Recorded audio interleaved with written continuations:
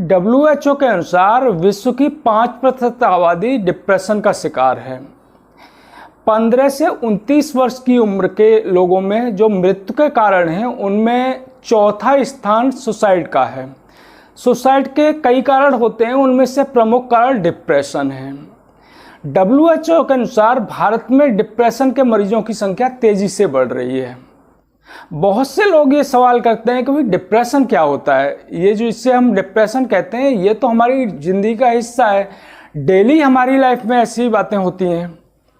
तो डिप्रेशन क्या है और हमारी डेली लाइफ में जो डिप्रेस्ड आइडियाज़ होते हैं उनमें और डिप्रेशन में क्या अंतर है, एक बीमारी के रूप में डिप्रेशन क्या है, इसके बारे में आज के वीडियो में हम बात करेंगे। तो नमस्कार, मैं हूं डॉक्टर रामप्रकाश अनंत और आप देख रहे हैं जन स्वास्थ्य। मेडिकल साइंस और हेल्थ के बारे में साइंटिफिक और ऑथेंटिक जानकारी के लिए आप चैनल को सब्सक्राइब करें। वीडियो अच्छा लगे तो उसे लाइक करें और शेयर कर ज़्यादा से ज़्यादा लोगों तक पहुंचाएं। हमारी डे टू डे लाइफ में कई बार निराशाजनक स्थितियां आती हैं।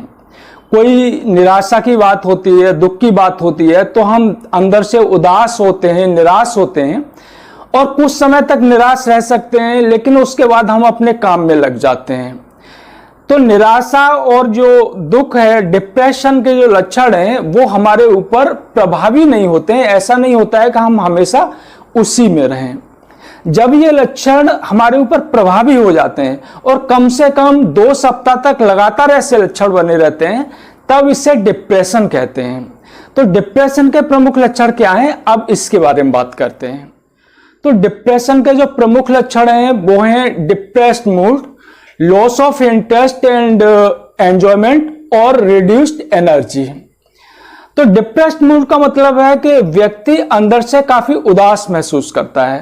किसी कारण से वह उदास महसूस कर सकता है या बिना किसी कारण के भी उदास महसूस कर सकता है।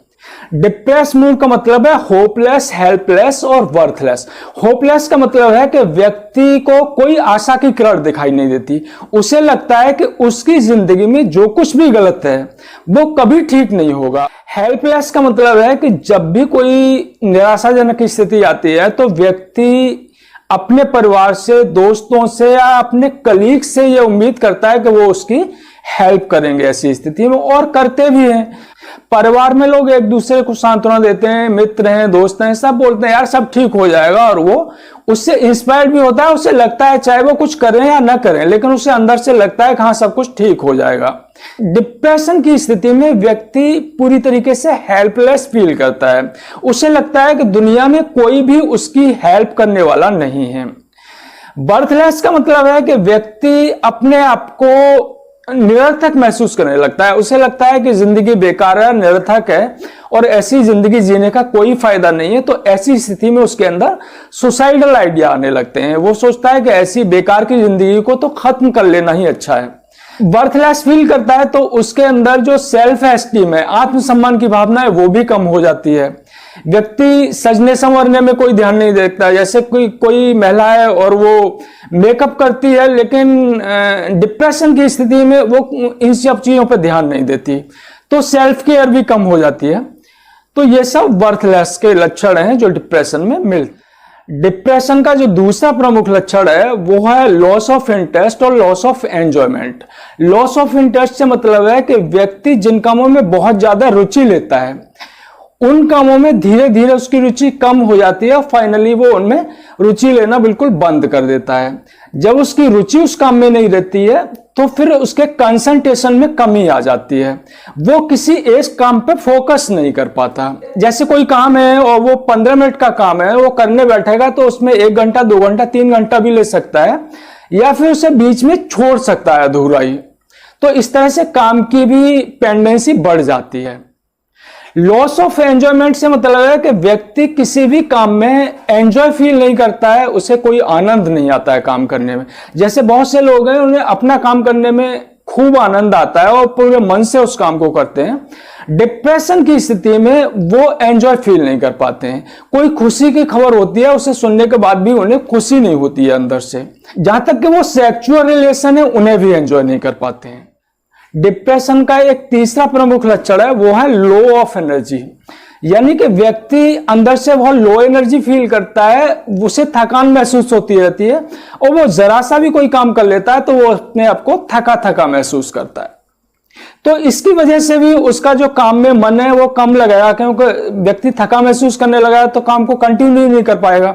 तो इसकी वजह से एक विशियस साइकिल बन जाती है। एक तो उसका पहले से ही जो काम है उसमें कंसंट्रेशन कम हो गया, दूसरा थकान महसूस हो रही है, तो एक दूसरे को वो जुड़ते चली जाती है चीजें, और फिर डिप्रेशन के लक्षण बढ़ते चले जाते हैं। इसके अलावा जो डिप्रेशन के प्रमुख लक्षण हैं उनमें नींद है, नींद की समस्या हो जाती है। कुछ लोगों को नींद आने में दिक्कत होती है, और दूसरे लोग हैं उन्हें नींद तो आ जाती है लेकिन सुबह जल्दी उनकी नींद खुल जाती है, इससे उनकी नींद पूरी नहीं होती है और वो दिन में थका थका महसूस करते हैं। भूख कम हो जाती है, अकेले रहने की इच्छा होती है, सोशेबिलिटी कम हो जाती है, लोगों से मिलना जुलना कम हो जाता है, बिना किसी बात के रोना आता है, अपराध बोध महसूस होता है अंदर से, उन्हें लगता है कि उनसे कुछ पाप हुआ है, उन्होंने कुछ गलत किया है। तो डिप्रेशन के यही प्रमुख लक्षण हैं। जब ये लक्षण लगातार 2 सप्ताह तक बने रहते हैं तभी हम इसे डिप्रेशन कहते हैं। बहुत सारे लोग हैं, उनकी अलग अलग पर्सनैलिटी होती है, अलग अलग आदतें होती हैं। कुछ लोग होते हैं वो एकदम से खुश मिजाज होते हैं, हंसी मजाक करना, और ऊपर से आपको खुश दिखाई देंगे। कुछ लोग हैं उनका नेचर सीरियस होता है तो आपको वो डिप्रेस जैसे दिखाई देंगे। तो किसी को टैग नहीं करना है कि ये डिप्रेस्ड है। जैसे कि कोई बड़ी ऑफिस है और 4 ग्रुप हैं, उसमें कोई व्यक्ति एक ग्रुप का है, वो अपने चुप रहता है तो लोग उसे टैग कर देते हैं कि ये तो हमेशा डिप्रेस ही दिखाई देता है। जैसा कि मैंने बताया कि लॉस ऑफ इंटरेस्ट भी उसका एक प्रमुख लक्षण है। तो डिप्रेशन का मरीज होता है, उसमें सेल्फ केयर और उदासी अंदर से, डिप्रेस आइडिया और ये सब चीजें होती हैं। तो किसी को टैग नहीं करना है कि किसी को कह दिया कि भाई ये तो डिप्रेस्ड है। तो डिप्रेशन को हम 3 क्लास में बांटते हैं, माइल्ड, मॉडरेट और सीवियर। तो डिप्रेशन के लक्षण हैं वो एक साथ बहुत सीवियर फॉर्म में नहीं आते हैं, पहले उन्हें मामूली से लक्षण होते हैं जिन्हें माइल्ड डिप्रेशन कहते हैं। जैसे कि किसी को काम करने में कम रुचि हो रही है लेकिन फिर भी वो काम कर पा रहा है, या अपनी सेल्फ केयर कर पा रहा है, या उसका मन है वो उतना उदास नहीं है, थोड़ा उदास हो गया, फिर काम में लग गया तो थोड़ा ठीक हो गया और फिर उससे उदास हो गया। उदासी तो लगातार बनी रहती है लेकिन बहुत ज्यादा है, उसकी सीवियर फॉर्म में नहीं होती है, तो इसे माइल्ड डिप्रेशन कहते हैं। इससे ज्यादा लक्षण होते हैं तो उसे मॉडरेट कहते हैं। और सीवियर डिप्रेशन वो होता है जिसमें जो डिप्रेशन के लक्षण हैं उनकी सीवियरिटी है बहुत ज्यादा बढ़ जाती है।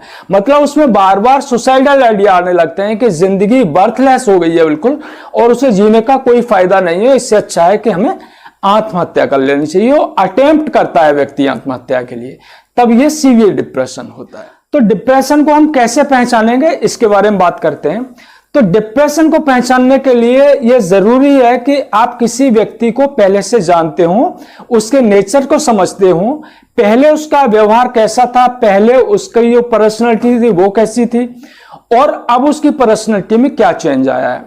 तो अगर आप अपने घर में, अपने आसपास, अपने मित्रों में देखते हैं कि कोई व्यक्ति पहले बहुत खुश रहता था, मान लो खुश नहीं भी रहता है, कोई सीरियस पर्सनैलिटी है तो, लेकिन वो डिप्रेस बातें नहीं करता है, उसकी बातें होती हैं वो लॉजिकल होती हैं, लेकिन अगर वो अचानक से डिप्रेस बातें करने लगता है, जिंदगी बेकार हो गई है, जिंदगी का कोई मतलब नहीं है, यार कैसे सुधरेंगी स्थितियां, या जरा सा हम कुछ कहते हैं और वो इरिटेट हो जाता है, बातों को ध्यान से नहीं सुनता है, अपने आप में गुम रहता है, तो ये डिप्रेशन के लक्षण हो सकते हैं। जैसे घर में महिलाएं, आप देखेंगे कि बच्चों के साथ वो बहुत अच्छे तरीके का व्यवहार करती हैं, लेकिन अगर उनके व्यवहार में चेंज आ जाता है, बच्चे ने कुछ बोला, उन्होंने डांट दिया, उसे पीट दिया, तो इरिटेट हो जाती हैं अगर वो बात बात पर, तो इसका मतलब है कि वो डिप्रेशन का शिकार हो सकती हैं। तो आप ध्यान रखें, आप अपने आसपास के लोगों का भी ध्यान रखें, मित्रों का ध्यान रखें, अपना ध्यान रखें, वीडियो को ज्यादा से ज्यादा शेयर करें ताकि ज्यादा से ज्यादा लोगों तक पहुंच सके। धन्यवाद।